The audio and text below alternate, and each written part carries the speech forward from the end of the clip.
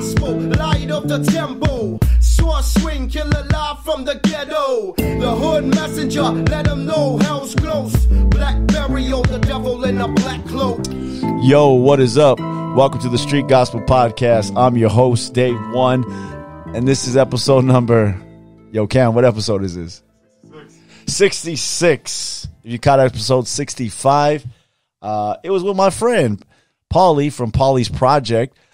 Definitely a good podcast. Talked about his son, dealing with his son's autism and him being blind also, and how they started a project to feed the homeless and get out there.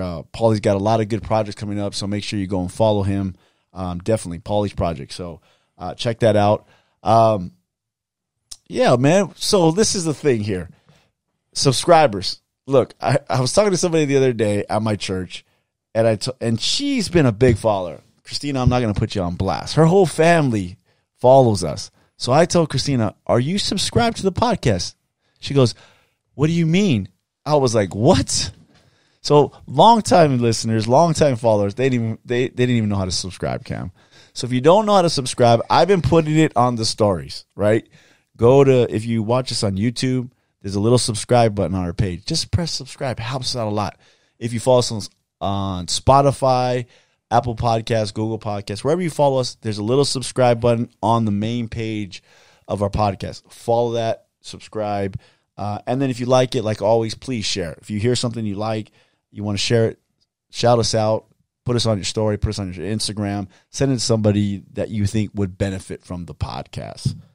But anyways, I got a guest today, man, and kind of unique because we just kind of met over Instagram. Yep. So, I put on a little music for my little intro right here. Appreciate that. So this dude right here, he is a believer, a father, a husband, an entrepreneur.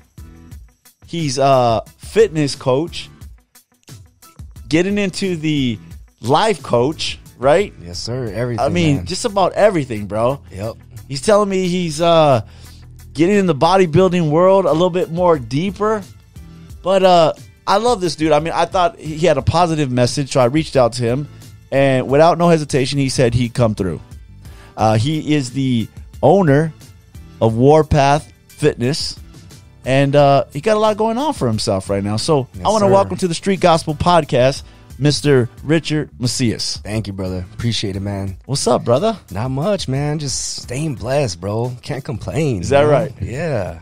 Dude, I mean, so what do you do all day, man? Is it just you're just in the gym and eating chicken and rice? Or Basically, that's what it seems like, right? I mean, no, you do more. I'm just messing with you, man. But I'm like, it seems like when I log on and I'm like scrolling and I'm saying, man, this dude's in the gym again. It's like in the morning. And then it seems like, I know it's not like this, but it just seems like this, right? That I'm like, chicken and rice. Yep. He's working out again. This food.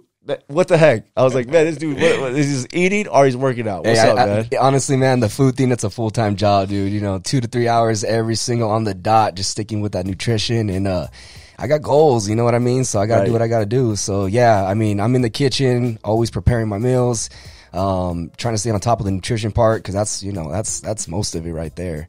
And I don't work out all the time, but yeah, I mean, I get it in every day. You know what I mean? So how long do you work out for? Probably about an hour. An hour? Yeah, an hour every day, Monday through Friday.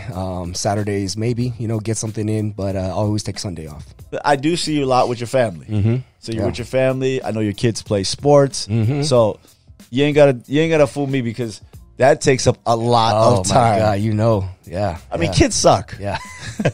Kids suck. Hey, they keep us busy, dude. Like, that's for sure. That's probably where most of my time goes is the kids, That's good. Yeah, it is. Did you come from a good family? Did you grow up like where your parents were involved and pushed you in sports and things like that? Yeah, definitely. I grew up as an athlete. Nice. I played baseball growing up. I started at 4 years old playing baseball. I was always into something, active. Right. So baseball, football, wrestling. I did MMA for a little bit. Nice. I tried it all. know what I mean? So yeah, dude, I was definitely active. Kept you active. Kept me active. Did that keep you out of trouble? It did to a certain point, you know. And I did find the trouble though, or the trouble found me, however you want to think about it. But one of those things. One of those things, you know what I mean? Wrong place, wrong time. You know, we'll just say that. Were you good athlete? Yeah. What was your favorite sport? My thing that I was really good at was baseball. Baseball. Yeah, I was actually really good at baseball, but then I gravitated towards the wrestling and the MMA later on in life. Nice. And that's what I picked up. I played football since I was 7. I'm not a big dude, and I'm not a tall guy either, so that just wasn't in the cards for me professionally. So I stuck with the wrestling, stuck with the MMA. That was more of, you know, in my zone. But I love playing baseball. You know, I played that ever since I was 4 years old. Pitcher, shortstop, love getting dirty. You know what I mean? Getting in. I love baseball, man. Yeah. It seems like I know it's probably changed, but when I was little, like baseball was a thing. Yeah. I mean, then I got into basketball because basketball you could play by yourself. Yeah. Baseball you need at least one person to play catch with, right? Yeah. So, but I love baseball. To this day, I still love baseball. There's something about baseball that's just like embedded in like. If it's in your family, like it's embedded, you just love it. Going to the games, there's something about being at the ballpark. Right. And then I think it's, out of all the sports, it's probably one of the most affordable sports. Mm-hmm. Yeah. You know, you get a glove. All you need is a glove and a ball. And a bat. And a glove lasts you. Like everything else you grow out of. Yeah. A glove, like you have the same glove all through elementary. Exactly. Yeah, you use the same one all the way through. Are you getting passed down? I had one passed down to me one time, and I was like, the longer you have it, the better. It's broken in. It you is. know what I That's mean? true. You get comfortable. Then you start getting into like, oh, it's my lucky glove. So yeah, dude, you never get rid of that. Yeah, so I think baseball is a great love. I mean, there's just something about being out there, even to this day. I mean, I'm sure you experience it with your kids now. Yeah. It's just being out there. It's a joy. Yeah, definitely. Now I'm on the other side, you know, spectator versus playing, so it is different, you know. And then I was coaching my daughter's softball, so that was an experience right there. Okay, let me ask you this. So when I look at you and everything you've done, I'm like, this guy's an alpha. So when you start coaching little kids, are you that dad coach that they always have videos of? Or are you like, are you real chill? Nah, I'm chill, man. My whole thing, because I was pushed. So you're not beating up the umpire? Nah, dude, not at all. You know, I was pushed when I was younger, and, you know, it's a good thing, but at the same time, it could affect you, especially when you're young, you know. So I try to let the kids have fun, you know. And then once they get serious about it, obviously you got to push them to progress, but I just want them to go have fun. You know what I mean? I don't even want them to stick with one sport. I want them to try everything. Try a little bit of everything. You know, try a little bit of everything. Just because I play baseball don't mean they got to, you know? So, yeah, I got one of my daughters, she wants to get into band, you know? So I'm like, yeah, that's cool. You know, do that too. Yeah. Do it all. Yeah, whatever you like, whatever you want to try when you're young, you can do that. Yeah. You know what I mean? There's so many things you could just try this, try that. I tried a lot of things. Football wasn't my thing. Basketball wasn't my thing. Baseball. Yeah. Then I got into jiu-jitsu and stuff, some kickboxing, and then I was like, okay, I like this. Yeah. This is fun, but yeah, as I get older, it's not as fun. That's a whole different animal, man. Jiu-jitsu, wrestling, you know what I mean? You gotta. I hate wrestlers. Just to say that. I know. Wrestlers are just. I know. I've heard it before. Let me. You know, I tell everybody, look, man, these wrestlers are the worst. I don't. You know, you can know a lot of jiu-jitsu, but wrestlers suck. Yeah. Well, how do you beat them? You have to get on top first. Yeah. If you get on top first, they hate when they're on their back. Yeah. But if they get on top, it's over for you. Yep. That's the thing that wrestlers don't get with jiu-jitsu. They get on their back, they freak out. You know, Yeah, that's exactly. what I had to learn when I first started. Yeah. And it's like, it's not a bad thing, you know, as long as you can handle yourself down there, Right. you know, you're good. So, yeah, that's definitely a lesson to be learned for wrestlers, man. I know, man. I could tell a wrestler too, man. Yeah. It sucks to against wrestlers. But the gas tank is like forever. Yeah. Yeah, they don't stop. They don't stop. Yeah. I'm just like, yeah, man, I could tell this dude's a wrestler. Yeah. Man. It's over, man. Oh, yeah. Let me just try to slow him down. Yeah, you try to, huh? I try, man. So where'd you grow up, man? I grew up basically Riverside County. You know, I was Okay. born in San Bernardino. When I was younger, I grew up in Fontana, Rialto. That's where all my family's from right there. Dope. And then bounced around a little bit. My parents separated. My mom ended up going to Chula Vista, so I spent some time in San Diego. My dad stayed in Rialto, so, you know, doing the back and forth thing. And they eventually got back together, and we moved to Temecula. So that's where, you know, I grew up as well. And then they split again. We moved back to Riverside. And so I've been everywhere, man. You know what I mean? I don't have just one spot that I've been at. I'm a nomad. I've been everywhere. So I mean, But going from Rialto area to Temecula, Oh, yeah, dude, that's a night and day. When I moved out there was nothing out there. You know what I mean? Like, you had to travel like maybe 20 minutes to the nearest store. Right. Like, literally, I was like, where the heck did we move? Like, I thought we were like somewhere in the boonies, you know? And it started growing and stuff like that. But the Temecula that I grew up at was way different than what it is now. You know what I mean? Now it's busy, a lot of stores and a lot of action there. Yeah, but, it's pretty nice down there. It is, you know, and it was good. Got away from a lot of, you know, trouble and stuff like that. But I always had family back, you know, in the other parts. So we always went back and, you know, hung out with them, and, you know, things happen. So. You got in a little trouble? Yeah, just hanging out with the cousins, you know what I mean? Nothing major. Just being a kid, I guess, growing up. So did your parents, even though they separated, came back together, did you kind of deviate from the way they wanted to see you, or the way you were raised? Did you kind of say, well, I mean, most kids, rebel a little bit, you know, during their teenage years, and kind of figuring out their way. Was that kind of your story? Yeah, definitely, man. That was me. I was kind of like the black sheep, right? They wanted me to go down this path, and they meant well, you know, and they tried to keep me away, but I always just gravitated towards that other life, you know, and I mean, I'm tatted, you know, I'm all this and that. They didn't want that for me either, you know what I mean? But they accepted it, man. They love it now. So yeah, I definitely went back, you know. So that's good, man. Yeah. So I think the biggest thing about what you do in the Warpath Fitness thing, when I seen it, is like, I looked at it, and I'll be honest, there's a lot of great coaches out there. I mean, we know a lot of guys out there, but I think what I liked about your thing is because I think the fitness thing and the mindset and all those things are solid. But I think when you relay it a lot to God, and your belief in Him, and your belief in Jesus. And I think that gives you a greater foundation than, because I've talked to some coaches and I've been like, it's dope. But I've also said a lot of your principles are just like, are godly based. Like they're not anything special if you know the word, if you're following God, right? Yeah. And they kind of smile and go, well, yeah, you know, I know the Lord. So I just thought, like, when you take, you know, that mindset, you know, that discipline, that commitment, because that, you know, you gotta build that up. But when you have something to really shoot for because of the Lord, like, you can have that belief system and everything, but if you don't have like a reason behind it, I think what drew me to your page was that you kind of have a reason behind it. Like, hey, man, like, there's a bigger thing behind this all and why I do this. Yes, 100%, man. I mean, that's what saved my life, man. And, you know, I give it to God. You know, that's why I say all the glory to God, because without Him, like, none of this would be possible. You know what I mean? Like, I didn't see it at the time when I was going through my journey, struggling like that, but God was always with me, you know, and He pushed me through. He got me through all these hard times, you know, and when I look back at it, it's like He never left. You know, He never left, even though I left. You know, I strayed away. And at one point, I'll be honest with you guys, I was like questioning God, you know, like, why would I be going through this stuff like anybody does, you know? Right. But I always felt that tug on my heart. I always felt that love, that peace in a way that drew me back to Him, you know? And now it's just like, I know as long as I use Him to push my message and to continue doing what I'm doing, I'm going to be fine. You know what I mean? Right. So it is the foundation. It is the rock of everything that I do. Were you a little afraid to bring that part into it? Because I know a lot of people are a little bit afraid, like they think they're going to alienate other potential, let's say, customers, right? Or people that want to get fit, right? Mm-hmm. So what you're selling, like, maybe people might, I'm sure you might have had somebody like, oh, you're one of those. You're one of them. Yeah. Yeah, right. I can't work out with you. Or I can't do. I don't want to do your program because of that. But do you take that as like more of like, hey, this is an opportunity. Yeah. You know, I can do both. Mm-hmm. You know, well, how do you take that? Yeah, man. I mean, it is an opportunity, you know, to at least spread the message and to let them know about that, right? Like, that's my belief. I don't push it on you as far as like you have to be a believer to be on my program. Right. You know what I mean? Like, no.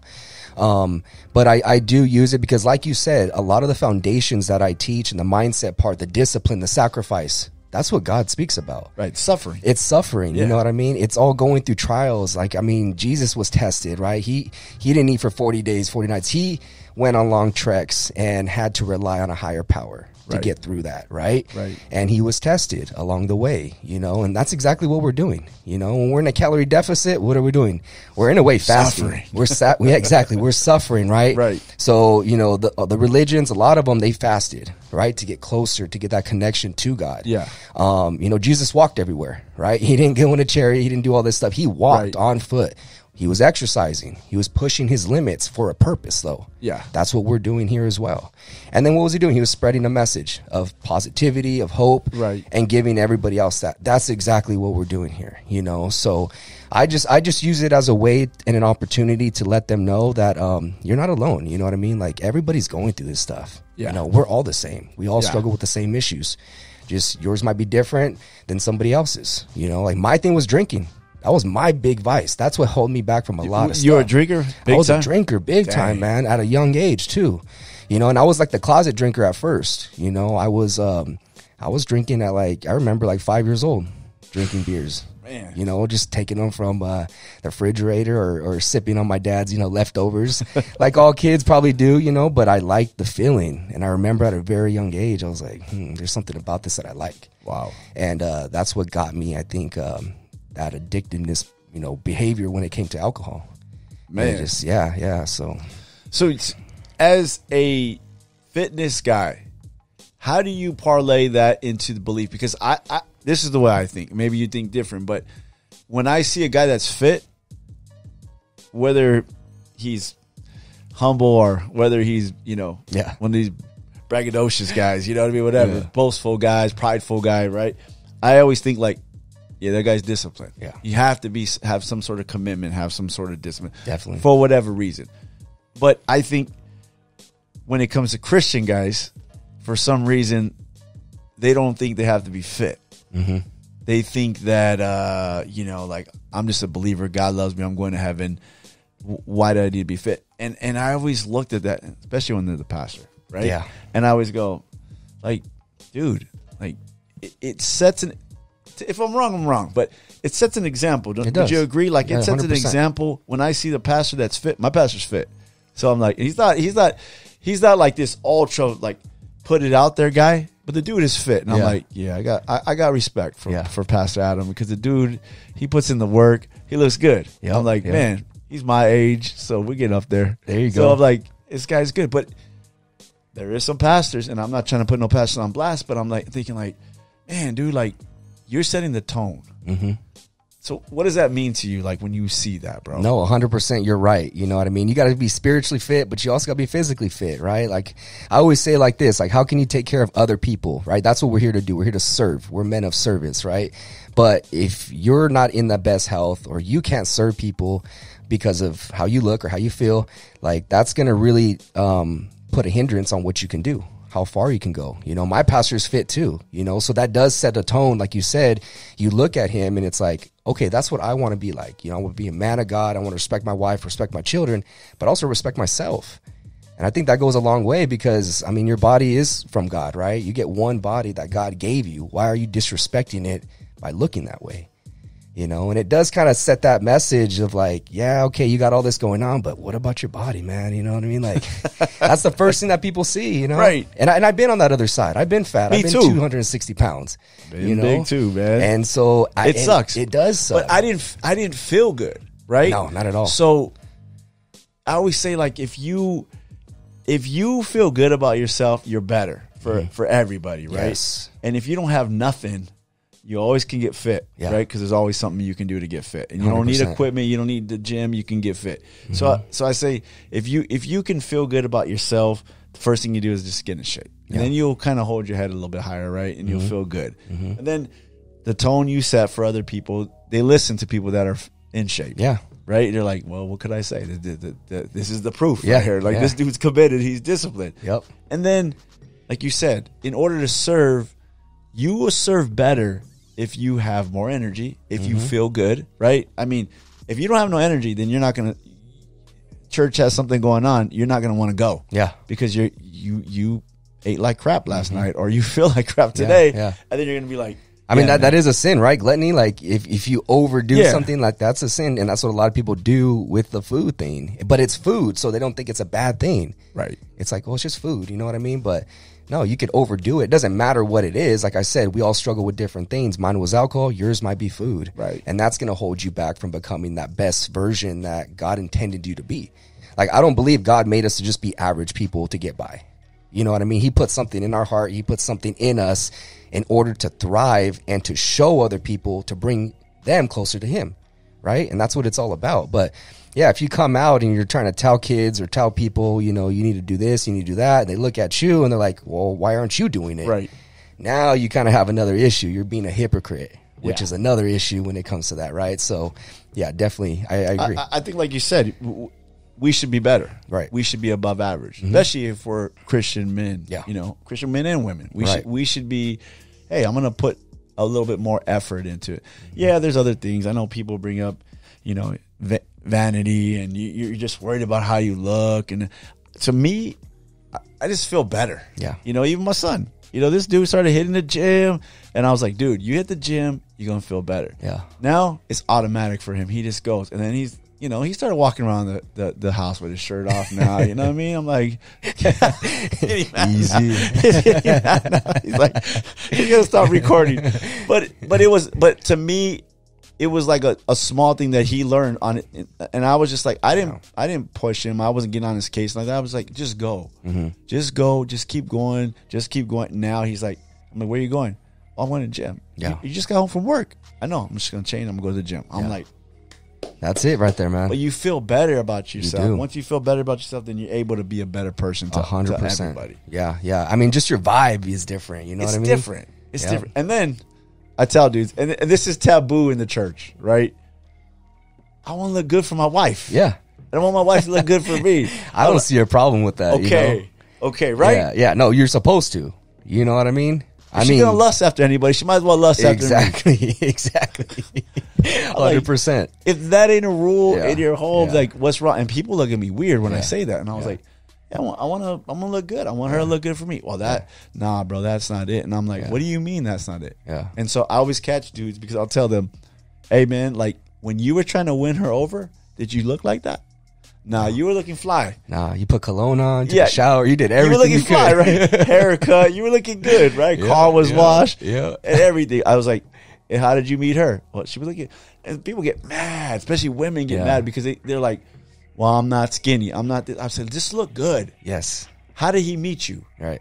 How did you meet him? Yeah. You should try to, I mean, obviously we all get old, but I'm like, you should try to at least stay at that bar. Don't let yourself go. Yeah, yeah. It's a respect thing too. You know, like you said, you want to look good for the other person, right? It's not so much about you, you know, but it's like another touchy subject is, you know, we believe there's man and woman, right? Yeah. So when you let yourself go, what are you doing? You're literally crossing those gender boundaries, man. You're getting boobs. You're, you know what I mean? Like literally, there's some guys walking around with boobs nowadays, and it's like kids look at that and they're like, oh, so I could have that and be okay. It's weird. It's not. Yeah. You know, and then God made us a specific way, which I know is a touchy subject for a lot of people, but that's what I believe. That's what I believe. You know what I mean? So you know what?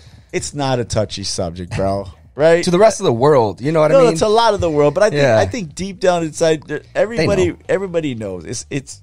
I mean, I've had guys on the podcast, athletes, different people, and they're like, "Nah, man, they can't compete against my daughters." I had like Marcellus Wiley, and he's like, "I don't want them competing against my kids. Yeah. Let them create their own lane, and that's fine. Stay over there. Yeah. But it shouldn't be this big old dude competing against my 120-pound daughter." Exactly. Yeah, and I got 3 daughters, man. You know what I mean? So I know exactly how that is, and I wouldn't be happy for that either. It would get weird. I think it's just people don't.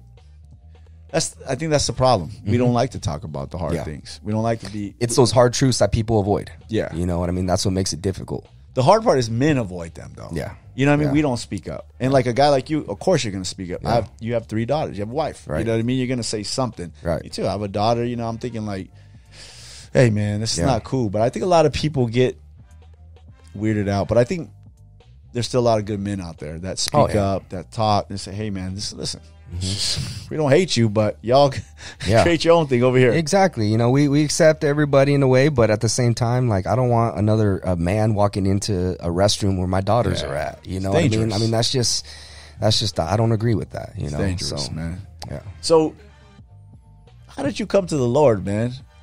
How does the Lord work through all of this, man? So I did grow up in the church. You know, as far as we grew up Catholic. All right, like, you know, most Hispanics do.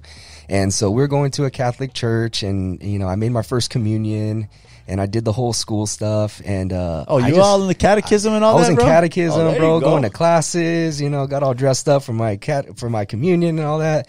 And I just didn't feel connected. I didn't feel like I had to report to a priest and give him, like, all my sins, and then he would talk to God for me and then tell me what to do. And, like, from a young age, I realized that, you know, and then just sitting in church and the way they do things, I kind of, in a way, just, like, didn't find interest in it. And it kind of threw me away from the church, you know? And so I went my own way, and, you know, my parents, they did converting to Christianity, you know, and I started going with them, and it was a whole different vibe. You know, we were singing and, you know, worshiping.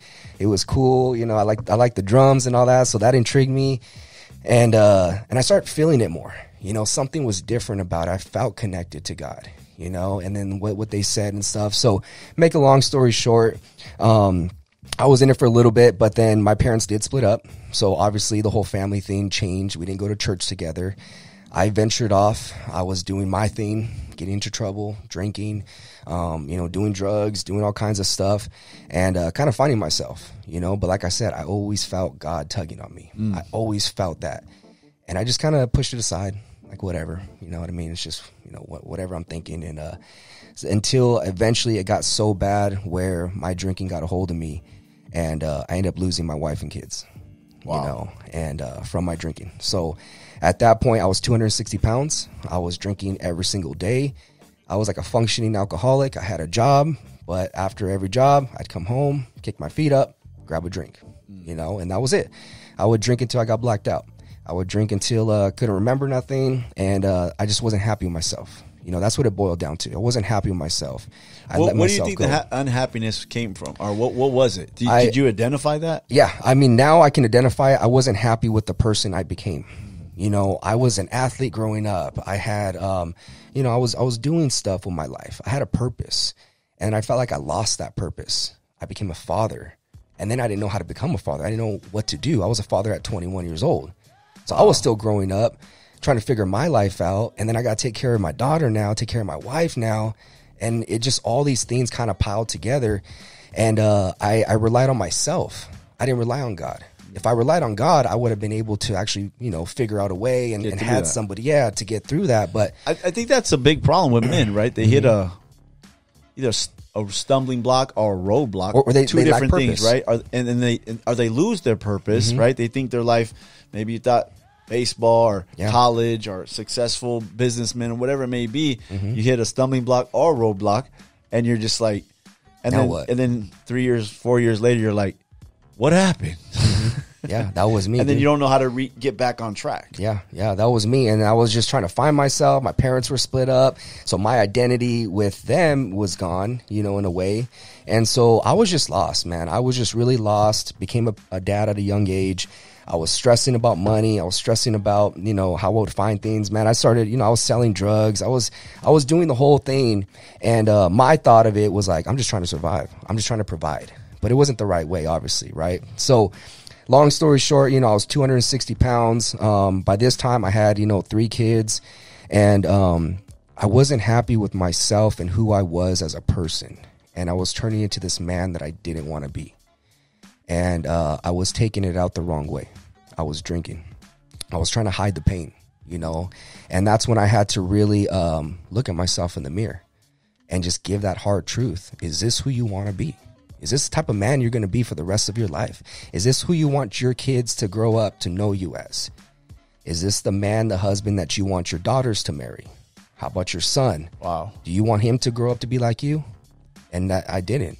So I ended up, how I became, you know, got to Christ later on was My wife left. She took the 4 kids.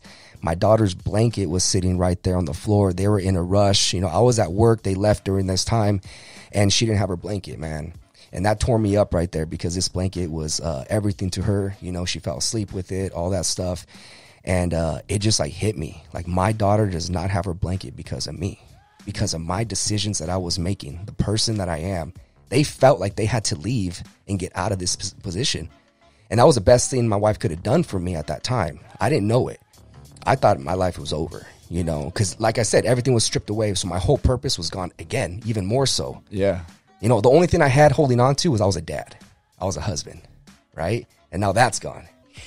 So it's like, I just dropped to my knees. I didn't know what else to do. I was so broken, so hurt. Like, literally the pictures on the walls were tore down because she was mad. You know what I mean? So, and just like thinking in my head, what were my kids thinking while this was all happening? You know? And I just, something came over me and I just said, drop to your knees. And I think it was God. You know, I know it was God. And I just started praying. I started crying. And I still remember that day. And I just asked God, please remove this from my life. I don't want to be this person no more. This is not who I intended to be. This is not who you made me to be. And I need to stop this. And from that day forward, I found help. And it was a long journey trying to get them back. But I did it. And ever since that day, I told God, if you can get me back to where I want to be, where you want me to be, I will always, always, always believe in you and praise you, right? And that was it. So now I put God first in everything I do, bro. Not because I want something out of it, because of what he gave me back. So I feel like I owe my life to him, you know? That's crazy, man. Yeah. I think what you said there is what a lot of guys have a hard time doing is getting to the lowest part, because you could have went even more south. Yeah. You know, you could have just said, forget everything now. But you get to the lowest part and you realize, like, there's nowhere else to go, man. I had to surrender, bro. And just give it up, surrender. But I think the hardest part, the easiest part is saying, yeah, I surrender, Lord. But doing the work that took to get your family back, to get back on track, I think that's where, even with the gym, right? I think a lot of guys get the pass to the gym, show up that first, or say they're going to go, but to be consistently until you get to where you need to be. Was that the hardest part for you? Yeah. I mean, I knew that I was going to have to put some serious work in. You know, God's going to meet you where you're at, but you also got to put in that effort. You know, he has to see that effort in you too. Right. And so, yeah, it took me, and I tell guys this all the time, man, you got to surrender. You got to literally kill your old self in order to gain your new self. And they want to have 1 foot in, 1 foot out. They still want to kind of drink. Can I kind of just drink on the weekends? But they have a problem. Your wife left you because of drinking. Why would you even want to drink on the weekends? You can't control it. And there's nothing wrong with not being able to control it. It doesn't make you less of a man. It's just alcohol is not for you. It might be for somebody else, but not for you, not for your family, you know? Right. And that's what I've learned is like my relationship, my family, I'm going to do certain things that maybe other guys can do, but for me, it doesn't work for my family. You know, and so that's something that I've had to really like put my pride aside and stop thinking about it like it makes me less of a man, because that's how I felt. I felt like a man, we did what we want. As long as we, you know, worked, came home, provided the bills, food on the table, we could do whatever we want. And the woman was to serve us, right? Like I had it all backwards. Right. Now I'm just all about serving my people, serving others. And that's what gives me the greatest fulfillment now. Yeah. You know, and it's like when you lack love, you got to give love. That's the only way you get it back. You know what I mean? Whatever you're lacking, go and give that to somebody else. If it's motivation you lack, go give somebody else motivation. You know, make somebody else feel good. That's going to make you feel good. Right. You know, and I think, a lot of guys, they get that twisted. You know, it's the pride, it's the ego. Yeah, and man. I think that's the biggest, the thing that makes me laugh about that, not laugh, but I scratch my head about is that you have kids, you have a wife, you surrendered yourself once you did that. Yeah. And I think like in this world, like, you know, everybody they teach you like it's about you. You should be worried about yourself, you know, especially like amongst women. Like that's a big thing. Like you need to worry about yourself. And I tell people, no, once you get married or once you have kids, Like, you surrender that. Your life is about them. Exactly. And when you're married, you're all about her and she's all about you. So if you're doing it right, the needs are going to be met. Exactly. Right? It's even better at that point. Exactly. You know, like, I think marriage is hard if you make it hard. Like, marriage isn't that hard. Just like be loyal, communicate, try to serve them as best as you can. Serve. You know what I mean? It all comes down to service. Yeah. And at that point, it's not hard. If you're not doing anything wrong, there is no hard part in marriage. Yeah. You know, like, I'm married to my best friend. We're best friends and we're, you know, wife and husband. So it's like, to me, it's the perfect thing, you know? So yeah, it's just, I don't know. It's just something that some men just got to realize, you know. What is the biggest issue that you find at coaching men? It's all about them. They're selfish. A lot of men are selfish. You know, they don't think about their kids and their wife in the way that they should be, right? If anything, they blame their wife and the kids for the reason why they're fat, overweight, drinking.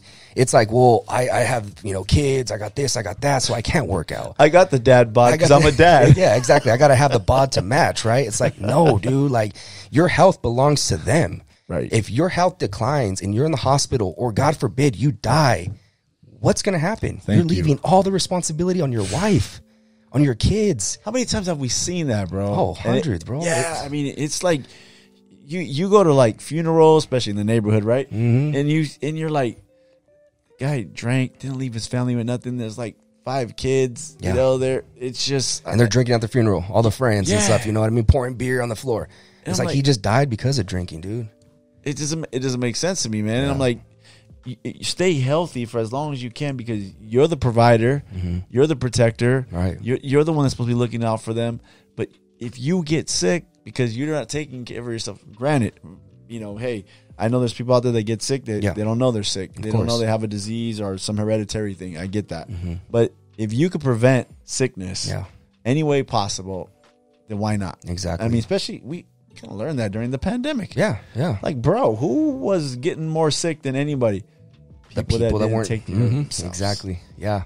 And it's sad, you know what I mean, that's the reality nowadays. But I run into that so much, is that men are so selfish. It's all about them, you know, and that was me. It was all about me too at one point, right? It's like, how can I make myself feel better? Right. It was through food. It was through drinks. My wife didn't like me to drink. She told me plenty of times, hey, I don't like you when you're drunk. The kids don't like you when you're drunk. What kind of drunk were you? I would drink beer until I was blacked out. Were you a mean one? Were you the quiet guy? It was hit and miss, dude. Some days I'd be quiet. Some days I'd be having fun. Other days I'd be blacked out. I just wasn't me. Yeah. You know what I mean? And your kids love you sober. Your wife loves you sober. Right? Unless you guys met at a club and you guys were both drunk. You know, more than likely, you guys met sober, right? And that's who they like. So, but yeah, I run into that, man, where it's just selfishness. You know, a lot of selfishness, people, man. It's just, that's what's affecting the world nowadays. Yeah. Everybody feels entitled to something. You know, I do this because of that, or they blame others. I think if we took responsibility for ourselves and stopped playing that victim, whatever the case is, I think that would fix a lot of issues. You know, I mean, I even tell guys like this, take responsibility for everything. I don't care what it is. I don't care if it's your fault or not. Like, if you're stuck in traffic and you're late somewhere and you're getting mad, that's your fault. You should have left earlier. Yeah. Right? You can't control the traffic. I understand that. Yeah. But look at it from the other side. Maybe I should prepare and leave sooner. Right. And then I won't have to deal with this stuff. So even something that may seem out of your control, you always have control. And if you think about it that way, you'll no longer be a victim. Right. You know? And but that's just what men, I mean, not just men, but yeah, everybody. You know, a lot of people don't think that way. Yeah, I think that's a great point, man. I think when you don't take care of yourself, when you don't spiritually take care of yourself, when you don't do the things you need to do, I mean, it's all about you. Yeah. And it's not all about you anymore. No. It's about your wife, your kids, friends, family, and whoever. Hopefully you don't leave behind, but if you leave them behind, they're going to be the ones suffering. Yeah, 100%. And the flesh is weak, man. So, you know, you got to, that's why I know when I'm not reading my Bible, when I'm not praying, I go backwards big time, man. And that humbles me, because I'm like thinking, and I see it. I'm like, wait, I'm starting to go back to the person I was. And then I get back on track. Right. You know, so you don't have to be perfect all the time, man. It's just about, like, this is why I have a process that I do every single day, right? I wake up early. I get into a prayer. I start praying. I start reading scripture. I get my mind in tune. I have to get in tune with God. So you don't turn on your phone and start scrolling first, bro? Nah. That's bad, though, right? Yeah, I mean, I wouldn't do that. Right. I know a lot of people do, you know what I mean? And but just get your mind focused. It gets my mind focused. Right. So I do my cardio while I'm doing my praying, you know, because to me, when I'm moving, getting blood flow, to me, I connect to God a lot more. Okay. You know what I mean? So that's my thing. That's my process. You know, you don't have to do that. Some people just like waking up, having a cup of coffee, reading their Bible. That's cool too. You know, but I try to kill two birds with one stone, get my cardio in, read the scripture, get that blood flowing. And I always think whenever you're doing like a positive action with a positive mindset or reading something positive, you're automatically going to be positive. Set up for the day. You're set up for the day. Yeah. You know what I mean? And that's what gets me going, and that's what pumps me up. That's literally what wakes me up, because I like that feeling. Yeah. You know, I wake up negative all the time. That's just me, my personality. I think we all do. Yeah. Especially if we wake up early, right? Yeah. So, I mean, I've got used to it now. I've been waking up for a long time early, but like, it's just, it gets me in that mindset, and I'm ready to attack the day versus first thing you wake up, the kids are already, you know, asking for breakfast. The wife's asking you questions. What do we got planned today? And you're kind of already giving them attitude, you know, like, hold on, wait a minute, you know, because you don't have that time for yourself. So that's huge, bro. That is. People don't understand that. I wake up early every day, you know, and there's times I go to the gym before work. Sometimes I just get up early, pray, read, and I just kind of ease myself into the day a little bit, organize myself a little bit, and then, you know, get out there. But there'll be Saturdays. I don't work Saturdays. I wake up like 5:30. Yeah. I come in the office, read, I chill, I drink some coffee, wait for the gym to say some prayers, wait for the gym to open, then I head to the gym, right? Yeah. And then people are like, you wake up at 5:30 on Saturday? And I'm like, first of all, that's late for me. During the week, I'm 4 a.m. I go, but 5:30 is good. And they're like, why? Why don't you sleep in? I go, I feel like I'm wasting the day. Yes. I feel like even my wife laughs because I'm like, she's like, why don't you sleep in today? I go, well, give me a reason. No, I'm just kidding. Exactly. Right? Maybe give me a reason. I will. Right? But there's most of the time I just go, I'm getting up. She's asleep. The house is quiet. You know what I mean? And you have some time with God. Have some time with yourself just to get yourself going for the day. I think men that don't wake up early don't realize how much that sets you up for the whole day. Yeah, I think it's a form of gratitude. You know, you're waking up early. God blessed you with another day. Why would you waste it in bed? Yeah. You know what I mean? Just sitting there. I understand, right? God even rested on Sunday, but it's not Sunday, man. You know, it's Friday, it's Saturday, I mean, whatever. So it's just, my first thing is I want to conversate with God before anybody. Yeah. You know what I mean? Even before my own thoughts start popping in my head. I'll start thinking of stuff, start getting emails, start getting clients hitting me up. And if I don't get that, that mindset in, I already know, like, I'm going to answer them in a way that I'm probably not going to like. You know, or not give them that respect or whatever the case is, just because that's where I'm at. So my first conversation always wants to be with God. Yeah. You know, you could tell when you, like, the end of the day, you had a rough day or you just didn't act right. Yeah. And then you rewind that whole day and you go, dang, I didn't pray today or I didn't read today. I didn't get my mind right. But when you could still have a sucky day, even when you do pray and read. Right. But I think you handle it a lot better. Yeah. You know, there is like, well, you know, that sucked, but I did handle it good. Yeah. You know, but when you can go through a whole day and be like, man, that whole day sucked. I sucked. Everything was bad. Then you go, I know what happened. We didn't start this day off right. Exactly.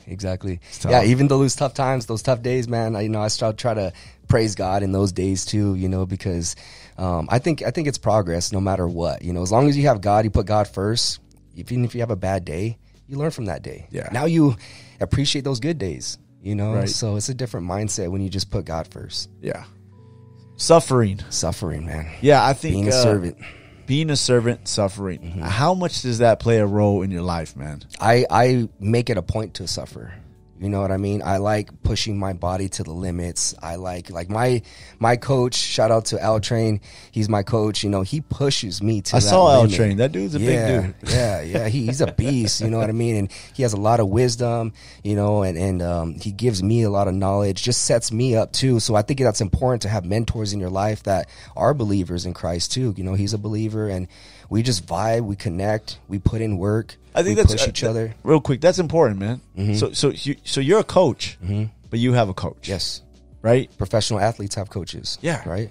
I think people Everybody think needs that them. this guy thinks he knows everything, No. and he's just, developing on his own, but you actually are getting coached too. Yes. A lot of it's accountability too, like those days that you don't wake up 100%. You're going to, force that in your mind. You're probably not going to have a good workout, but you have somebody there waiting for you.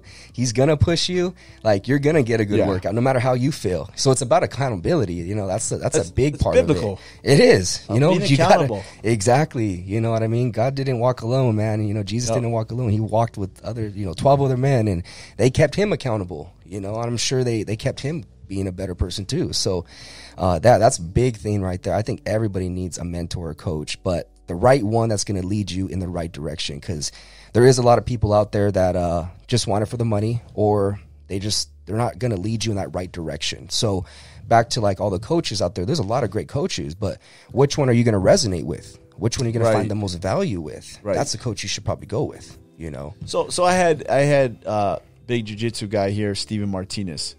And I love Steven Martinez's philosophy. And this is what he said. He said, people come to his gym, they learn jiu-jitsu. Sometimes they say, you know what, I'm giving up jiu-jitsu. He stops them, and because most gym owners will be like, well, later for you then. You're going somewhere else or whatever. He stops them and says, hey, are you giving up jiu-jitsu? Well, I want to go somewhere else. He looks at them, shakes their hand, and says, hey, don't quit your jiu-jitsu journey. Mm-hmm. Like, go somewhere else, find somewhere else, but please don't quit. Yeah. Matter of fact, what are you looking for? I know a lot of people. I'll direct you in their direction. Mm-hmm. I thought, dude, like most coaches, most business people are like, see ya. Yeah. Like, you don't want to pay no more?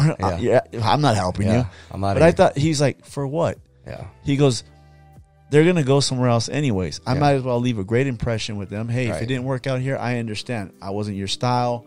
Maybe you didn't mesh with me good. Mm-hmm. You're looking for something else. Hey, man, just don't quit. Right. I think that's a great philosophy, bro. That is, man, because you don't want to put a bad taste in their mouth from like a fitness standpoint, right? Like, fitness works for everybody, but people that maybe aren't directed in the right way, or they had a coach that was just like, no, you do this, I don't care what you think.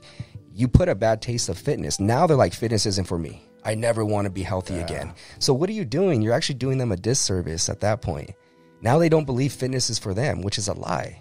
Fitness is for everybody. I don't care what age you're at. You got to move your body. Yeah. So that's a good philosophy to have. Yeah, definitely. That was dope. Yeah. So how did you start Warpath Fitness, man? So I got in shape. I did my transformation, and it was hard, man. It was a grind. I learned a lot about myself. I felt like I was in a war. Every day was a battle. Every day was just a struggle. And I had to keep like that long view vision of who I wanted to be, my family. I got my family back after like 7 or 8 months of trying so hard every single day, waking up at 2:45, hitting my workouts first thing in the morning, prepping my meals. Like, this is what people don't realize what needs to happen. Right. In order, and you got to do this for a lot longer than a month. You know what I mean? A lot longer than 3 months. Like, I was doing this for almost a year until I finally got my family back. Most people would be like, I did it for 3 months. She doesn't want to get back with me. I'm done.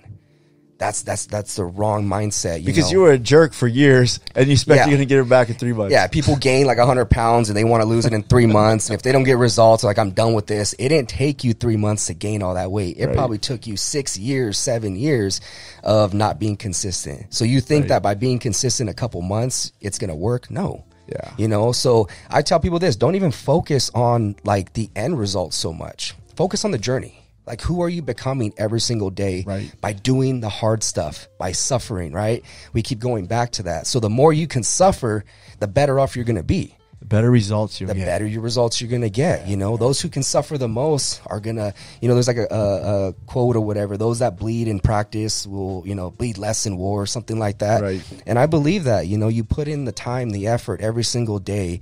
And at the end of it, man, it's success. That's the only thing that you're going to get out of it if you continue doing it. Now, the moment you quit, of course, you're done. Everything's done. Everything that you thought was a possibility, it's over with. Or you don't even start, which is even worse, because now you have that playing in your head. What could have happened? Every single day, man, I wonder if I could have got that result, right? But you quit. So no one will ever know at that point.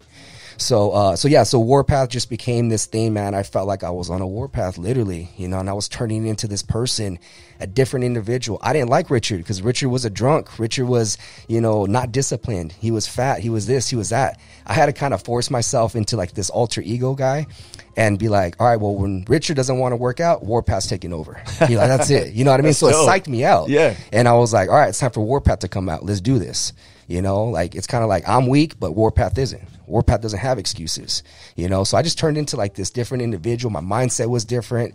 I started talking different. I literally became a different person. Like you look at my pictures, people are like, that's not even you. I don't think that's me either, because I look at that, I'm like, who is that guy? I don't even know that guy. Wow. You know, that's how big of a transition I made. And so, yeah, that's where Warpath comes from, basically. Was your wife tripping out? Oh, big time. Yeah. Did she believe I could do it? No, I mean, she came back to the house. Yeah. I mean, is she like, you turn into this new guy and she's like, okay, let's see how long this lasts. That was a whole process in itself, you know, and that's what I tell people. If you're doing it to get your family back and they come back, don't think it's over. Like, you got to continue providing this example, and you got to show them that this is for life. Like, till this day, I got to continue doing it. Right? Because if I'm weak and I don't start reading my Bible, I start going backwards, I can turn into that person I once was. And that's what keeps me going. I don't ever want to be that person no more. So I can't stop my program. This is a lifelong journey that I will forever do. And that's why I tell people, don't focus on the result. Focus on the journey. Who are you becoming during this process? You're becoming a better person, husband, father, individual, right? And if you focus on that, man, the results are going to come automatically. You know, it's just a byproduct of what you're doing. I wanted to let you know that this podcast is brought to you by Elevate Ministries. Elevate Ministries is an authentic, passionate, and innovative church in the heart of Orange County, California. They strive to make their services welcoming and encouraging by intentionally engaging you in all senses to stimulate a spiritual hunger. If you're looking for a great church that's on a mission to change the world one person at a time, I encourage you to check them out at www.elevateministries.com and on Instagram at Elevate Ministries.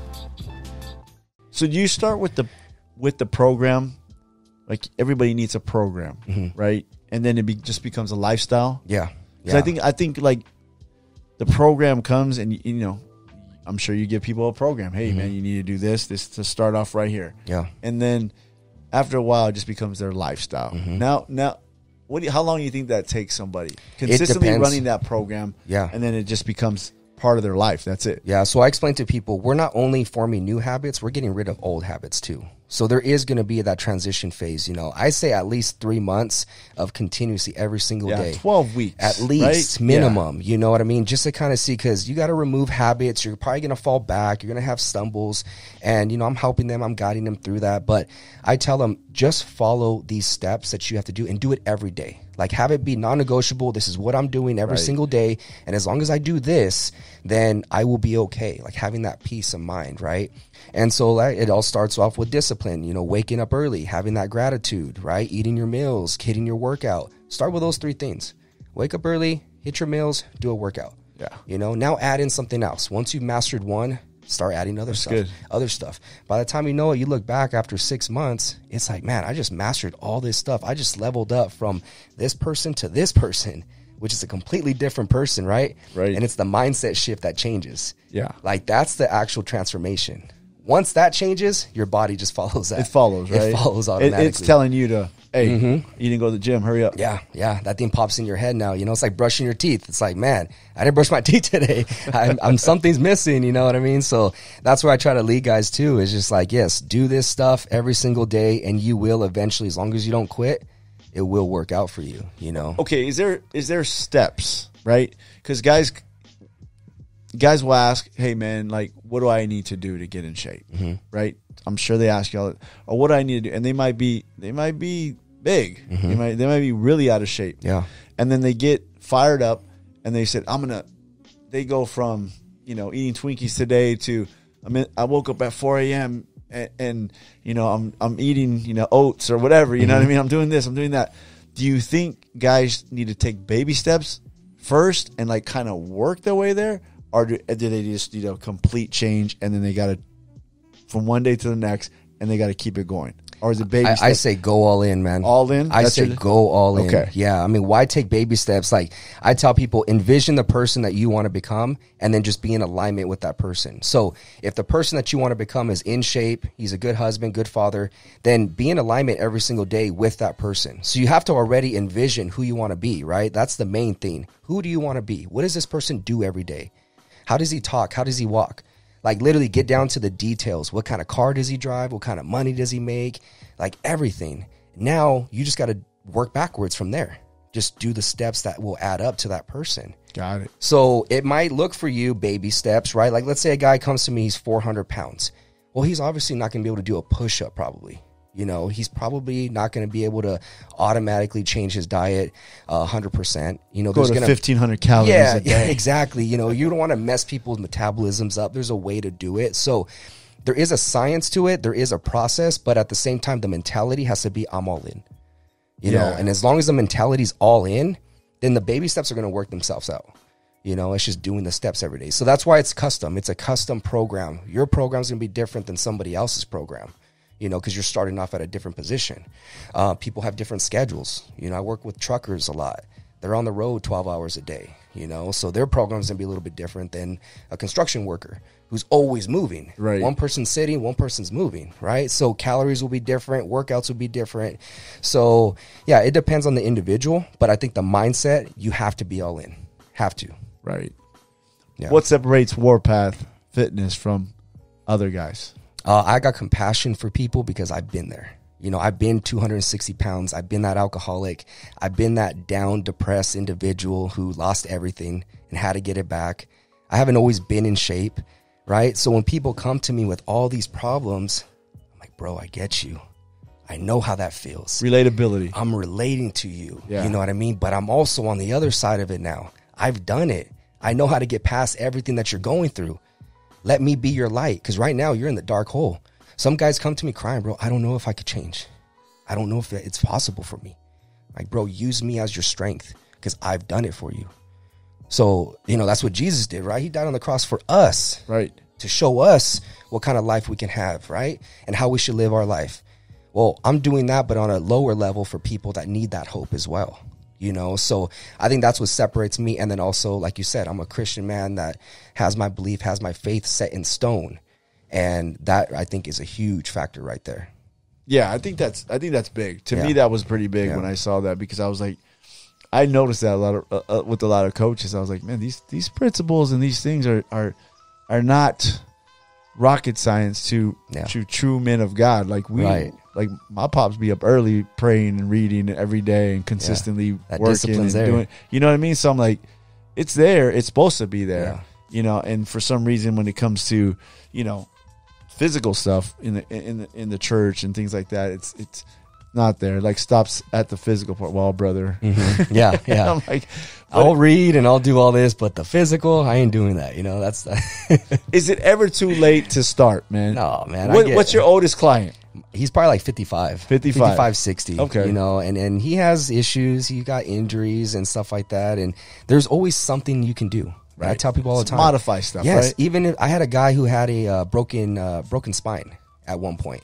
So he had like plates and stuff like that all up and down his spine, and he couldn't do certain things. I'm like, let's focus on nutrition, man. Let's just get you to eat right. Once we get you to eat right, you're going to take a lot of weight off your back. You're going to feel better about yourself. Maybe you can start moving more. We started doing that within 3 months. He was able to start doing push-ups, burpees, and then he's all full on doing stuff now. You know, he's like, dude, I never thought I could do this. I'm like, well, you had a bunch of weight on you that was, you know, basically a disability, you know, for you on top of your injury. So I always tell people, you could always do something, you know, just have that mindset. I'm all in. Whatever I got to do, I'll do it.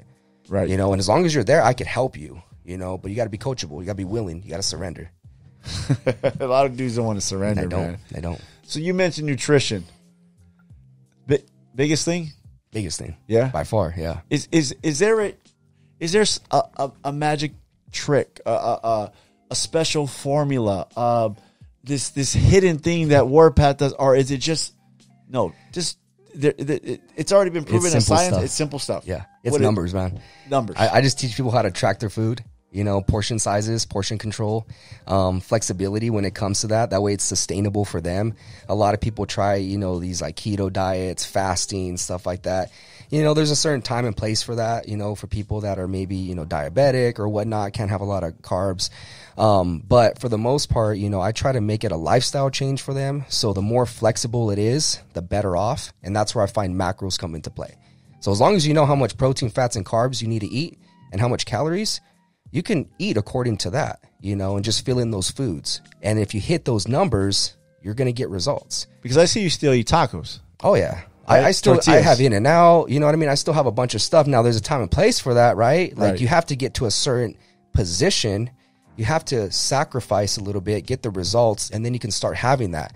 But if you don't have that discipline in place and you start having tacos and In-N-Out, you're always going to go back to keep doing that. So nothing's changed. I love when people say that let's have the cheat day, and I'm like, it's not a cheat day, it's a cheat meal. I get clients like that too. They're in their first like 2 weeks. Hey, when am I going to have a cheat meal? I'm like, dude, you've had cheat meals for 30 years. Like, you should be cool with the cheat meal. You know what I mean? Right. So I always tell people, you got to earn that cheat meal. You know, give me 3 months of consistent dedication, tracking your macros every single day, 7 days a week. And then we'll see what kind of results you get. And then I'll ask you, do you still want that cheat meal? And half the people are like, not really. Because the way I eat, I don't feel like I'm on a diet. Right. You know, I'm still eating foods that I enjoy and stuff like that. I'm just making it fit. So it's really about just finding like different choices, right? Like tortillas. If you like tortillas, find a different alternative. Maybe like a wrap, a spinach wrap. You know, you still get the texture. The white burrito. The white burrito, yeah. So there's ways to do it. You know, if you like ground beef or whatever, get ground turkey. You know, there's substitutes that you can do. So I help my clients, guide them through that process. But it is a numbers game. You know, as long as 1 + 1 will always equal 2. And if you're hitting those macros, you know, you're going to be good. But it's going to be that discipline, that mindset that you're going to need to stay consistent with that. And that's what gets you the results. You know? What's your biggest hurdle when it comes to food? What do you mean? Like, what's my like, weakness? Yeah, or? like your weakness, man. So is there, because mine is donuts. Yeah, I used to. So when I gave up and chocolate, when I gave up alcohol, mine was chocolate. Yeah, and it was something I read, like whenever you give up alcohol, you crave sugar. It's like something about the alcohol, because alcohol is, you know, glucose and sugar. So it turns like that in your body. And so you start craving more sugar. So at one point, man, I was eating like bags of Reese's, but I was like, at least I'm not drinking. You know what I mean? So I kind of switched one for another, and I wasn't getting no results at all. So I'm like, I got to put the chocolate down. And, but yeah, chocolate. And then of course, you know, certain Mexican foods I still love, you know what I mean? The tacos and all that fried food. But, now I eat it and it doesn't make me feel good. So I want it. Yeah, it's not worth it, right? It's not worth it. Because you eat, you think you're going to be like, oh yeah, let's eat this. And then you eat it and you're like, it's not as good. Then I killed like at least 2 workouts right there. And that part. But then also it's not as good. My palate has changed. Like my taste buds have actually changed. So you're telling me your taste buds changed? Yeah. To chicken, rice, and broccoli. Well, I mean, when you start eating healthier, you know, whole foods and stuff like that, you have an apple and you haven't had an apple in a while. It's so sweet.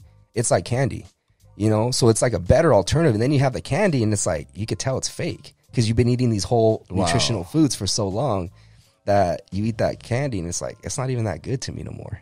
That's a trip. Yeah. And so like, that's why I tell people, as long as you stick with it, like you will change your palate and you won't like certain foods no more. So yeah, I've tried like certain foods that I love, man. And it's just like, it's all right. Like once in a great while. Yeah, I probably wouldn't have it again, but you know, it's whatever. Okay, so I see you and your wife very committed on days that most people think they could gluttony could rule their life, right? Mm-hmm. You guys are still grubbing and sticking to the program here. Yeah, it's are you guys mindset. feeding off each other? Yes. Yeah. So who gets weaker? I think she's stronger than me, man. So she's the one that honestly, says, no, I'm not going to do that. When it comes to certain things like sweets, she can say no to sweets. Me, I really got to, you know, like get them out of my way. Like, here, I can't see that. Yeah, my wife's a little bit stronger with that stuff, too. And I think it's just from having, you know, kids, man, having that, I don't know. Okay, how do you do it with kids? Kids love sweets. Yeah, we still have cereal and all that stuff. Yeah. Right? Yeah, we took the cereal out, you know what I mean? Like we just recently did that because Cereal's kind of not that great for kids, you know, especially first thing in the morning, man. Just get loaded up with that sugar. What's wrong with the Lucky Charms? You know what I mean? Morning? Yeah, supposedly Lucky Charms are like the healthiest thing nowadays. Right? Did you read that? Yeah, I saw that. Yeah, I'm like, well, you guys are crazy. I was like, but like, really? That's my favorite when I was a let kid. me add some Lucky Charms to the diet. I ate it about, you know? I ate it for about a week and I gained about 20 pounds. I was like, dang, this is a lie. Right. They're lying to us, man. But no, we still keep that food. I mean, we want our kids to also, it's one thing to tell them, but it's another thing for an example, right? To show them. So honestly, our kids, they know what's up. They know how we eat. They see how we eat. Yeah. And they want chicken. They want broccoli. They want all this stuff that we're having now. Right. And we don't force it on them. But we also don't neglect, you know, certain foods from them. If they want it, I want them to have it, but to just kind of see like, oh, this doesn't make me feel as good as when I have this. You know what I mean? So it's a discipline thing, man. That must be fun because probably compared to the way you grew up and the way you ate, Hispanic family. Nobody teaches you about nutrition. Yeah, nobody teaches about nutrition. You eat like 6 tortillas with butter. They're throwing tortillas with, at you, man. With butter in them, right? And then, but your kids, if like anything else, you show them a different way, and that's the lifestyle they grew up on, and and then they start one day making their kids that good stuff, right? Change that generational, right? And that's how me and my wife started, man. So my transition, my transformation, I made it such a big transformation that my wife, even through our problems and stuff that we were going through, she took interest in it because she saw the change, and I was no longer that man to her no more. Like, I literally changed from a mental standpoint and from a physical standpoint. And so she was like, okay, now I want to do what you're doing because I see the change in you. And that was the best thing that she could have said to me, man, because at that point, I knew like everything had paid off. I know it didn't wipe away what happened, but I was literally doing something that was impacting her life now in a positive way. Right. And it's like I was giving back to her through living a healthier lifestyle. Now we're both doing this. We started our own businesses doing this. It all came from that struggle, that sacrificing of getting through those hard times. And God, of course, right? He got me to this point. Like, I believe you do have to go through certain times and trials in order to get to that next step, you know? But people will go backwards. Like you said, I could have went way worse. I could have went this way when that happened, or I could have went the way I did. You know, I thank God that I went the way I did. So, because it's completely changed our life. I stopped working my HVAC job. You know, I'm doing this full time. She's doing it full time. We're able to stay home with our kids. Like, we've given them such a different life than what we're used to that we've changed the generation already. Like, I'm successful already just because of that. You know what I mean? That's how I feel. That's dope. Of course, I want to, you know, continue to go and get more and stuff like that. But I feel like I put an end to the drinking for my son, hopefully, for my daughters. You know, they're not going to see beer and stuff in the fridge. You know, they're going to learn how to eat. And my wife's doing it with me now. Like, nothing better. It's huge to see the transformation. It's huge for the kids to see a loving father, loving mother in the home. I mean, that's so important. That's important in our society, period. Right? Most of the problems we have in society is because kids don't have that. When they see that, and then the fitness and of course God, that's the biggest thing. That right there changes a whole generation. A whole generation, man. And you don't even know how long, you know what I mean? Like, you could change this for the rest of everybody that's involved, you know, in your in futures to come. So it's like a legacy that you're doing. And but it's gonna take, I like to say it takes the fathers to step up, but the moms can do it too. Of course. You know, but I think in this time, like, by the dad stepping up and showing what's up, the women automatically will follow, and then the kids follow. Because you give them something.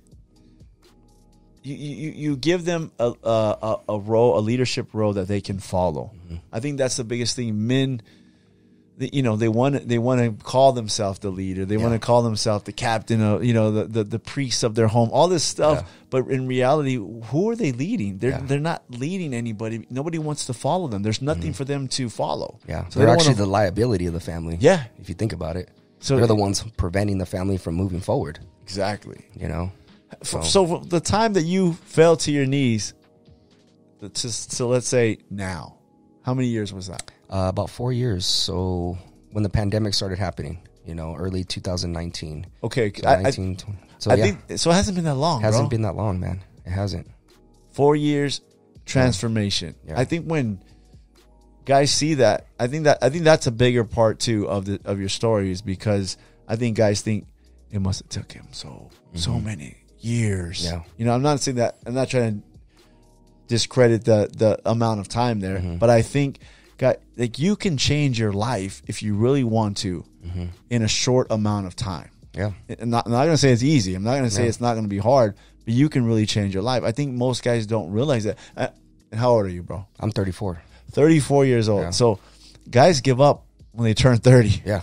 Yeah. Unfortunately. Right? They dad bod. And that's when it's just beginning, man. Right. I mean, how old was Jesus when he started his thing? 30. He was 30. Right. So, gee, that just gives you that hope, man. It's just like, don't give up. Why are you giving up already? You're 30.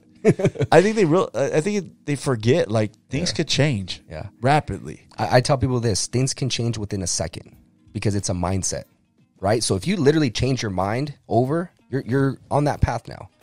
And that's what it takes. It takes you to literally get into that path, get into that mindset, and then just continue that path and continue. When you say mindset, like, give me an example of like the mindset change. Like what would be a great example that somebody what do you do? Well, like just how you talk to yourself, right? Like you just switch that mindset from beating yourself up. A lot of guys, you know, how is your self-talk? Are you always that guy that's like, I'm dumb, I'm fat, I'm worthless, I'm just a drunk? Like a lot of us, we think those thoughts and we don't realize it. We talk down on ourselves and then it grows and it escalates and then you start to believe that. But what if you change that to, I'm the leader of my family. I need to step up for them. I'm the provider. I'm the one that's going to change my generation. It starts with me. That's the mindset shift that's going to change right that second. Right. Now you start having habits and actions that are in alignment with that versus going home and popping a beer. You go home and work out. It takes one day. Now your kids are like, wait, he usually comes home and has a beer. Why is he working out? And then you do it again and again and again. And that's the change. It started from that 1 second. I think that's great because like thoughts, like you said with the beer and the working out now, like thoughts come to your head all the time. There's no way to control your thoughts, right? Where you let it grow to, you control that. Yeah. But I think what you said was good because you get a thought, you try to, okay, I'm not thinking about, but the problem is you remove that thought from your head, but you have an empty spot. So you got to fill that thought, right? And so I'm not that guy no more. Yeah. What guy am I? Yep. Oh, I am a good father. I'm going to do good today. I'm going to think positive. Just like the beer thing. I think men, they think like you're minusing all this stuff, but what are we going to fill it with? Oh, no more beer? Okay, we're going to fill it with the gym. Yeah. You know, no more going out? What are we going to fill it? You're going to go out with your wife and you're going to take your kids out. Yeah. So I think guys forget that we're not just removing stuff. We're replacing things. We're removing this negative stuff and we're going to replace it with this. Yes. Like the food. Same. Yeah. Like I think it always works that way. Like it does. We're taking out Wiener Schnitzel. Dang. Dang. Chili dogs, man. Boom. That's right? your weakness, huh? Dude. Remember the coupons that used to come in the mail, bro? Oh, yeah. They still come here. I don't know if they come in your neighborhood, bro. But, no, I got rid of all those coupons. Dude, the coupons come through the mail. Somehow they find the houses up. I know, and I'm like, I didn't sign up for this. My wife lived in Pomona. We'd pick her up and we'd go to Wiener Schnitzel, dude. And we had those coupons when we were 17, 18 years old. And we'd go to Wiener Schnitzel, bro. And it was 5 chili dogs. By the pack, the family pack. So we always laugh. We're like, dang, how much did we used to eat? Yeah. I can't believe we used to eat like that. But anyways, but you take away the bad and then you fill it with something good, right? I think that's a great key because, if not, you feel empty. You do. You got to fill it with something else. You do. I think that's what I say about with like jiu-jitsu, wrestling, something physical. Like I tell guys, just do something physical, man. Yeah. Like you don't have to do jiu-jitsu, but maybe you like to hit the bag, or maybe you like to lift weight, or maybe you like to run. Yeah, whatever you gotta the case fill it, is. right? Yeah. And that's the thing is, when people lack or when men lack purpose, they distract themselves with pleasure. So when men don't feel like they're purposeful, men are designed, man, to have goals, to be working towards something. And I think when men don't have that in their life because they get so comfortable, like they already got the wife, they got the family, they got the house, they got the dog. It's like, I go to this job every day. It just becomes mundane, right? It's just like the same thing over and over. There's nothing that is striving them to be better. But once they add a challenge in, now that fire reignites. And I hear that all the time. It's like, I don't feel that motivation no more. I don't feel that fire that I once had when I was younger. I'm like, well, what were you doing when you were younger? while I was playing sports, I was going to the gym, you know, I was doing this, I was doing that. I met my wife, you know, going back to our conversation. You had a challenge. You were trying to get something, you know what I mean? And that's what you were pursuing. So you woke up excited every single day. Right. Now we need to find that, and we're going to find that through, you know, doing X, Y, and Z now. You know, so yeah, a lot of people, you know, they get the wife, they get the job, they get the house, they get a decent ride, and they're like, cool, I'm set. Like, cool, man. Let me just chill, fire up this barbecue. Yeah, and that's when men are like, it's the married life, right? Like we just sucks. They complain. It's like, man, you're complaining over that, dude. Like, you're blessed to be able to have that. You know what I mean? And like at one point, I would kill to have that. When I lost my wife and kids, like that's all I wanted right there. I didn't even care about the body. I just wanted my wife and my kids back. And you're complaining about that. You know, or I get clients that complain about the food they got to eat. I'm like, bro, you realize like there's people in Mexico and other countries that might not eat today, right? It's true. And you're complaining about the 5 healthy meals you get to eat. Come on, bro. Especially here in America, especially, man, I think we're like on the rate by 2030, everybody's gonna be obese or something like that. It's bad. You know what? You know what's a trip? I was gonna bring this up with you too. We went to Rome, right? We had a family vacation. Went to Rome, and we were tripping out because there's not a lot of obese people there. I think we're the only place on the Bro, country. like I didn't really realize it till we went there. Yeah. And then I'm like looking around, and I'm like, but then I ate their food. And their food tastes fresh. Yes, they have. I'm not gonna lie. One day we went to McDonald's because we were catching tired of it. We were catching the bus, and I was like, "Hey, there's a McDonald's. Let's just grab something. We'll go." Yeah. And we ate it, but bro, they have like different rules over there. Yeah. Like it can't have all this junk that America allows. Processed stuff. Yeah, all that. Yeah. Like their chicken nuggets was like real chicken, Actual and I'm white like, chicken, huh? yeah, this is not. Yeah. The nuggets we eat, Yeah. you know, whatever mashed up stuff they press together. And unfortunately, that goes into our school system too. My wife showed me a picture of all the other countries and how they feed their kids. You know, they got vegetables, they got fruit, they got all kinds of stuff. America, we have a cookie with like a pizza and then like a thing filled with sugar that's supposed to be fruit, you know, and juice. And a juice. And it's like, man, this is what we're feeding our kids. And all these other countries, they got vegetables, they got meat, they got, you know, potatoes and like real food. And it's like, it's a problem. That's why a lot of Americans are obese nowadays, man. Right. You know? We don't learn nutrition. So what do you buy? What does your fridge look like, man, when you guys... So, well, right now I'm on a strict diet because, you know, I'm prepping for my show and stuff like that. So I eat a lot of like top sirloin, fish, chicken, of course, sweet potatoes, broccoli, asparagus, you know, just the regular healthy stuff right now. So more natural. More natural, yeah. I don't really... we don't buy like processed stuff a lot, you know. It's stuff we got to make, basically. Okay, so the biggest thing, I'm sure you hear this all the time, it's too expensive. No, right? I get that a lot. Right? Yeah. I mean, that's what most people...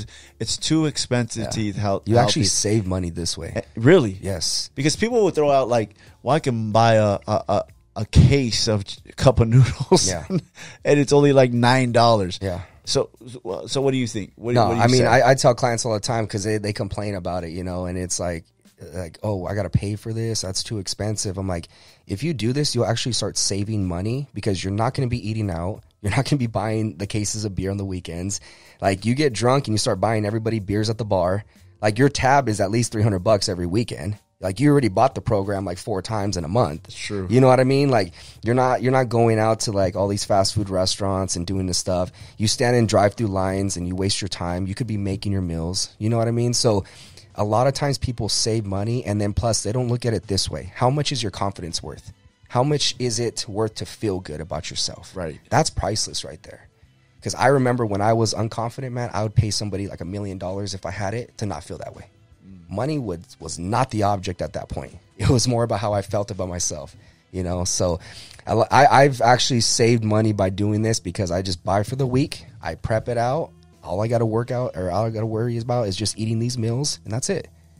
I have no stress when it comes to that kind of stuff. And I'm sure your wife loves it because she ain't having to cook these large Mexican meals that our mothers cooked. Yes, yes, she loves it as well. You know, and I prep my own meals. You know, she makes her stuff, I make my stuff. Sometimes we'll cook together, you know, if we're eating the same thing. But, you know, a lot of guys are like, well, I can't eat healthy because my wife makes this food. Well, make your own food, dude. How old are you? You know what I mean? Like, you can't get in the kitchen. Is that going to mess up your manhood? You know what I mean? If you're going to take your man card away because you're on the stove, like, nah, you got to take responsibility for yourself. Right. You know, you're old enough to cook for yourself now. Yeah, So, I think it's funny that you say that because I have 2 adult children, and they reside here.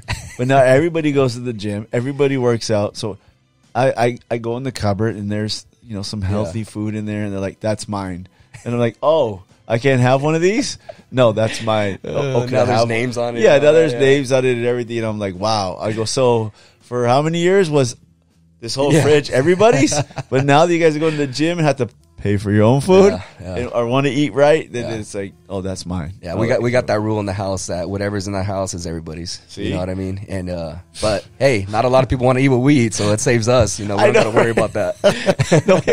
My kids aren't looking for chicken and broccoli. I mean, my little one is, man. She loves broccoli. Like whenever I'm cooking broccoli, I got to cook her some because she'll literally eat that by like just picking it up and eating it.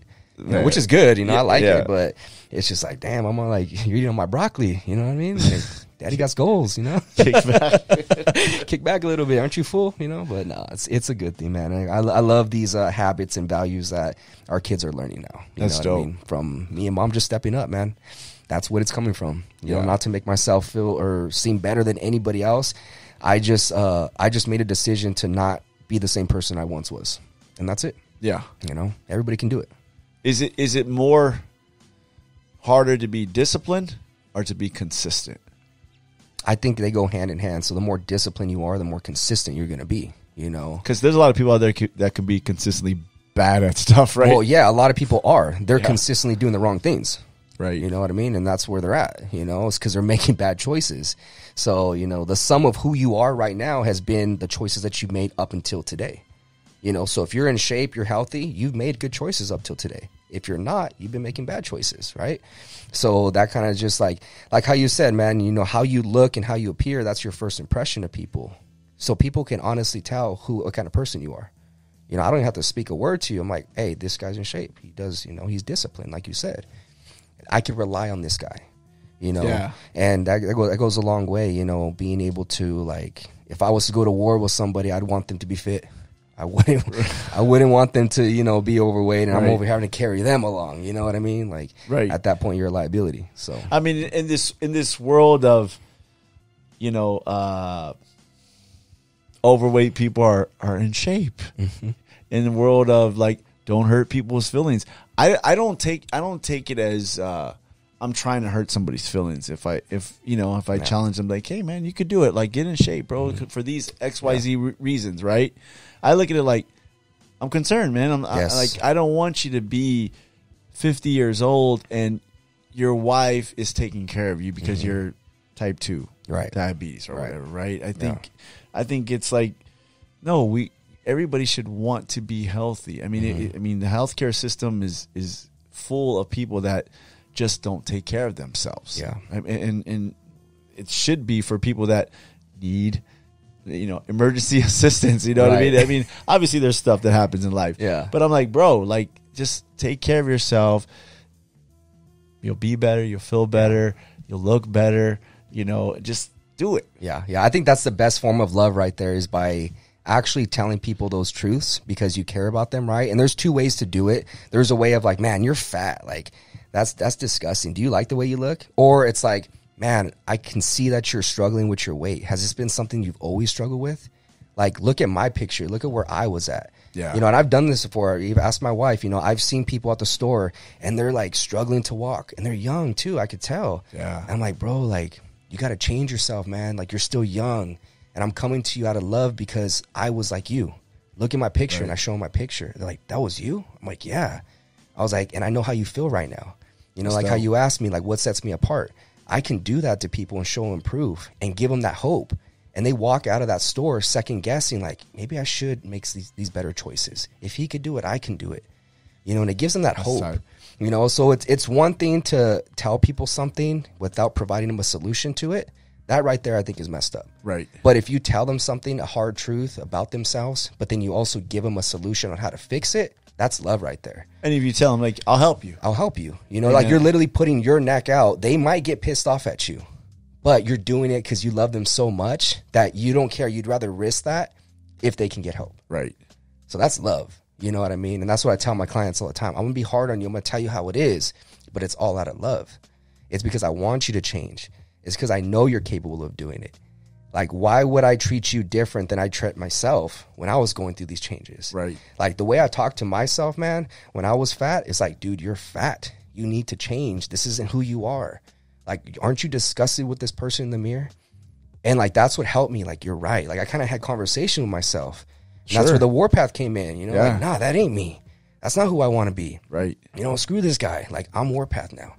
And so, yeah, I think as long as you provide them the solution, man, that right there gives them that hope, you know? Yeah. And that makes a big difference. When somebody believes in you, like that changes everything. Oh, yeah. Definitely. You know, it's like, man, this guy really came up to me and believed in me, you know? Like, that's cool right there. That's dope. Yeah. I think people recognize real. Right. And if you come to them in a real way, I think most people, unless they're totally, you know, off or whatever. Yeah. You get those people. Of course. But I think most people like realize like, yeah, man, that's dope. Thank you, man. I appreciate that. Yeah, yeah. I ran into this guy. He was hustling like AirPods and iPads and stuff like that out of his car, you know? And he was big, man, overweight. And he was like, here, you can use this at the gym and stuff. And I switched it on him. I'm like, yeah, you could tell I go to the gym? He's like, yeah, dude, you're in shape. I'm like, do you go? He's like, nah, you know, I got health issues. I'm like, well, isn't that a reason why you should probably start going? You know? He's like, well, my heart has issues. I'm like, brother, you know the best thing for your heart is to get some cardiovascular activity, right? Get the blood moving. You know, you can repair yourself. You could help yourself do this. And they just have that mindset of like, no, I'm hurt. I'm a victim. I can't. I'm not capable.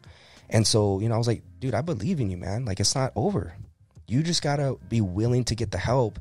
And as long as you get the help and stick with it, start making better choices, dude, you can make a big change. I was like, so I hope the next time I see you, man, you've made a little bit of changes. And I'll be praying for you, you know, and then walked away, you know. So, like, hopefully, God spoke through me to him and just allowed him to give him that hope. Now he's starting to think about stuff. Okay, maybe instead of this, I'll eat this. Or maybe it won't be a victim. Maybe it won't be a victim. Change his mindset a little bit. Right. You know, like maybe I can change. Maybe that guy is right. You know, who knows? Let me switch gears on you real quick. The $1 million question you probably always get. What are you taking? What do you mean? Like, do you take any performance enhancing? I take testosterone. Yeah, my testosterone was really low because a lot of people try to hide stuff. Yeah, no, I'm open with it. You know what I mean? Especially when you get my age. Right. No, and I think it's needed, especially if you do your blood work. You go through a doctor, so the right way, actually get it the right way because it makes you feel better. Like, you're literally low on testosterone, so you are at a disadvantage. I had my blood tested. Yeah. For that, just to make sure my levels were it's part of health. Yeah. And that's all it is, man, because when you take tests, you're just bringing yourself up to a certain level, right? Like baseline. Now, if you're abusing it and overdoing it, then yeah, you're going to be more enhanced. But I think for people that are low on it, they definitely should look into it. You know, it's just a health precaution. It's going to go into your marriage. You're not going to have sex drive. You know, you're not going to have that libido. That's going to affect your marriage. Yeah. You know, you're going to be irritable. You're always going to be yelling at your kids. That's not good. I was feeling super tired. Mm-hmm. I was getting tired, and then I told my doctor, hey, listen, so did the blood test. No, you're good. Your numbers are good. I said, okay. She's like, how do you sleep? Well, yeah, I probably should start. She goes, yeah, you think you're that young guy still that can stay up and wake up early and do what you got to do and work out and do all this stuff, right? And this guy, he's like, I'm that young dude. He's like, I'm never tired. Yeah, I was like, yeah, right. So I was tired yesterday when he got home from work. And you think you're that guy, right? And then I was like, yeah. She's like, you need more rest. And I was like, all right, I got to get more rest. Yeah, that's a huge part of it too, right? Oh, big time. Yeah, dude, I used to wake up at 2:45 every single morning for years, man. And I wasn't growing. You know, I wasn't growing in the right way that I wanted to. So I started waking up at 4 now. And just those extra, hour and a half, 2 hours does a big difference. Right. And because now we're out with sports, we don't get home till, 9:30, get the kids showered, fed. It's like 10:30, 11 by the time we go to bed. Yeah. So it's not smart for me to wake up that early no more, So from a health standpoint, I bumped up my wake up time. But, before people even think about supplements or taking stuff, they got to fix the basics first. Nutrition, start working out, start getting everything else that you can fix first. And if it is something that you need, then yes, supplement yourself for that. You know what I mean? There's no problem with that. And the sport that I'm in, bodybuilding, right? If you want to be the best, man, you're going to have to do stuff that is above average than other people. Right. Because you're competing. You know, so if the average person is taking a bunch of stuff and they're not competing, why are you taking it? You know what I mean? But if you're competing, you're in a sport, you make a decision to do this, you got to research, you got to make sure your blood levels are good. That's part of being healthy as well. Right. Because a lot of dudes would just take whatever, right? Right. And just go crazy. And they think like they'll just neglect the nutrition and the workouts, you know? So you could take steroids all you want, but if you sit on the couch all day, it ain't going to do nothing for you besides some negative effects. Right. It's actually going to affect you in a negative way. So everybody thinks that it's magic, right? Like it's just going to magically change your body. No, you got to have the discipline with nutrition. You got to have the workouts down. Do that, I'd say, for at least 2 years, 2 or 3 years. And if it's your decision to hop on some, you know, performance enhancements, and if you could afford it, you know, go for it. You know, if that's something you're pursuing, want to be liver king. Yeah. Right. Yeah. I know that was a big wake up call for a lot of people. Did you see all the stuff he was on? Yeah. I saw the emails. $10,000 a month. Yeah. In stuff. Yeah. I mean, I'm not gonna lie. It was really interesting to watch videos and read the story on that. The science behind that, right? Let's be honest. Like, that was pretty good. Like, that was like good. I mean, the whole part that he lied about it, everything. Okay. Yeah. That was one thing. But I'm like, bro, like, I tell people, like, especially like with Joe Rogan, right? He admits it. Yeah. HGH, whatever. You know what I mean? And I'm like, yeah, if you can afford it and do it the right way. Right. Okay, yeah.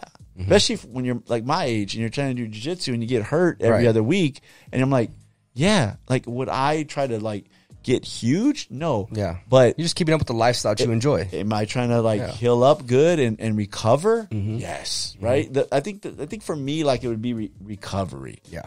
Like being able to last in recovery. But, yeah, I think that, like, the science behind that stuff was, like, that was, like, genius, dude. Yeah. Like, everything was, like, he was like on all kinds of stuff, and I'm like, "What is that?" He was like a walking science experiment. You know what I mean? Like, I don't know how dangerous that was later on in life, but I was like, "Dude, that was crazy." And they were like doctors forever, right? Giving them stuff. Yeah, exactly. Yeah. No, it's just one of those things. You got to just make that decision for yourself. You know, I'm a big believer in just feeling optimal, right? I mean, whatever it takes. But I mean, even if you take creatine, it's a performance enhancement, right? Yeah. Caffeine. That's going to get you an enhancement, right? It makes you alert more. It changes your energy levels. So, you know, people look at that stuff as like, oh, you're on something and you have an advantage. Well, if you have caffeine, you're taking creatine, you're taking protein powder, you're enhanced too. Protein, caffeine. Yeah. I had some dude tell me that one time. He's like, all you need is creatine, protein, and caffeine, bro. You're good. And you look at him and he's like, no. Yeah. No, you got to be honest, you know, especially if you're somebody. I mean, it isn't really anybody's, what would I say, like business in a way. You don't have to share it, but at the same time, man, I appreciate you being honest. Yeah. And we, of course, to be fair to everybody, I didn't put you on the spot. I asked you before. Yeah. And I appreciate your honesty. Yeah. No, I'm an open book when it comes to that stuff. You know, I just want to show people though that you can't just hop on gear and not get the discipline down, do the work first. Still got to do the work. Still do the work for at least 2 years. And if you're not at the level you want to be at, then hey, that's your choice on what you want to take. But research it, do your blood work, like do it the right way. Don't be dumb about it. You know, I think like when baseball, you're a baseball guy. Yeah. So when baseball had the steroid, Mark McGrath and Mark McGuire, and then right, Mark McGuire, and Barry Bonds got huge, right? And I think with the Jose Canseco, of course, right? When they got big, but I think I don't know who it was. I don't know if it was Barry or one of the guys. He was like, I still got to hit the ball though. Yeah. like. You think that you're just going to take the steroids and you're going to start hitting home runs every day. He goes, I'm a good hitter. I still have to have the eye-hand coordination. Exactly. I still got to put the work in the batting cage. It just isn't like you take this magic pill and, you know, you turn into Neo from the Matrix. You know, it doesn't work that way. No, not at all. In fact, I think it's harder. You know what I mean? If you are, because like I said, if you're not using it to the full advantage, you know, it's gonna decline your performance in a way, you know, especially if you're not doing blood work and stuff like that. That can mess you up. Right. You know, your estrogen, all that stuff will go out of whack. And so I think people that are on it, man, they have more of like a responsibility in a way to make sure that they're doing everything. Nutrition, you know, workouts, staying consistent, getting sleep, like you said, recovery is big. Doing everything, you know, it all adds up. So what is your recovery, man? I just sleep, man. You know, after leg day, I come home, man, and like I literally just want to sleep for like 45 minutes. You know, then I'll wake up a little bit. It depends what I got going on. A lot of times I have calls to jump on and, you know, clients to deal with. So, but I just try to at least get about 6 to 7 hours of sleep a night. You know, stretch. My big recovery is on Sundays. You know, just I think it's a physical recovery, but there's also a mental recovery that you need. You know, and just not really focusing so much on everything else that you do during the week, Monday through Saturday, but like using a Sunday. I use a Sunday just to like hang out with the family. Do you tell your clients? No, so I have my team calls on Sundays, you know, so I check in with them at 5 p.m. and we all hop on a call, you know, and I try to, you know, spit some knowledge to them, and they have questions, and we go over, you know, mindset, nutrition, all training and stuff like that. So I'm still working, you know what I mean? But I'm not like in the gym pushing weight. Yeah. You know, if anything, I'll go for like a hike or go for a walk. I'm doing something active every day. You know, I believe in just not completely just sitting still. I can't. I'm one of those people that I can't stay still. You know what I mean? I got to kind of do something. Yeah. So we'll go for walks or, you know, walk around Sam's Club, get some food or whatever. So samples, you know what I mean? But no, dude, like I'm seriously like eating is like a full-time job for me nowadays. You know, like I eat a lot of food now. And so I'm either cooking, buying food, eating, like I got to literally set aside time to do all this stuff. That's dope, man. Yeah. But so I love it. Do you take a lot of protein? Yeah. Yeah, so I have certain macros and stuff like that, you know, depending on what my goals are, what my coach wants me to do. So, yeah, just depending on what he's giving me, what I'm doing at the time, what kind of training phase I'm in, they'll change. You know, but definitely protein is very important. You gotta get that in. You gotta get enough, right? Yeah. A lot of people don't get a lot. A lot of people are not getting enough. You know, and that's why we track our food, because I'll have my clients sometimes track for like a week straight. I just want to see how they're eating. Yeah. Because supposedly they were doing everything right? And I have them track, and I'm like, dude, you're getting like 100 grams of protein. You're like 250 pounds. Like, is it 1 gram per? Yeah, I mean, that's like a good rule of thumb, right? I like to do at least 1.2 to 1.5, you know, and it just depends on your body, you know, what kind of physique you have already and stuff like that, what your goals are. But yeah, that's a good rule of thumb. You know, a lot of people use that 1 gram per lean body mass. So you go based off that. But yeah, dude, a lot of people are just not getting that protein in. A lot of carbs, a lot of fats. And they're not realizing it because they're having avocados, you know, so they mean well. But when I check their diet, I'm like, look, most of your calories are coming from fats, or they're coming from carbs, which carbs isn't bad. You do need the carbs, right? But you're lacking the most important thing, which is protein. And you being a middle-aged man, we got to make sure, you know, we're keeping everything that you get, because you're declining as you age, right? So we just want to make sure we take full advantage of everything. So, yeah, get that protein in. So dope, man. Yes, sir. I appreciate you coming out, man. Thank you, man. Thank you for having me. Thank you for being real. Had fun. You know what I mean? Yes, sir. Like I said earlier, real recognize real, man. That's right, I was brother. like, I don't invite fake people. I had other coaches want to invite themselves on the podcast. You know what rule of thumb for the podcast? If you invite yourself, yeah, you ain't coming it's on. An automatic no. Yeah, I told a dude that the other day. I was like, "Hey man, like we have this unwritten rule on our podcast." He's like, "What's that?" I go, "Like if you invite yourself, like we say no." Yeah, you gotta be invited. We stick to that. So if we invite you, cool, man. That's what's up. I feel even more special. Like Nick Diaz or Nate Diaz or something like that. You can come. Yeah, you can come over whenever you want. You can invite yourself all day, but anybody else are like, nah. Yeah. We do one last thing, brother. We do what we call the Furious Five. And we ask you 5 furious questions, man. All right, let's do it. Simple questions, but it's a little game we like to play at the end of the show here. All right. All right. This is Warpath. He was a little richer today. A little Warpath. A little mix of both. Yeah, I'm just me. Yeah, he's just him, man. But on the Street Gospel Furious 5. First question. If you only had one piece of equipment from the gym to work out with for the rest of your life, what would it be? Dumbbells. Okay. Yep. That's what Cam said that earlier today. Yeah, I love dumbbells, man. I rarely do the straight bar, the barbell. You know, it just puts your shoulder in an awkward position, in a fixed position. So with dumbbells, I'm able to manipulate the position, especially when I have shoulder injuries from sports and stuff. So I'm able to just use them to my advantage. They're a lot safer in my perspective. Dope. Dumbbells. Yeah. Question number 2. Your favorite music to listen to while you're working out? Man, that's a good one. Be honest, bro. I rarely listen to music when I work out. Okay. Yeah. So some people are like that. Yeah. I met a dude at the jiu-jitsu gym, and we were at open mat, and he was like, I go, is this your playlist right here? And he goes, nah, man. He goes, I don't like to roll with any music because I can't think. Yeah.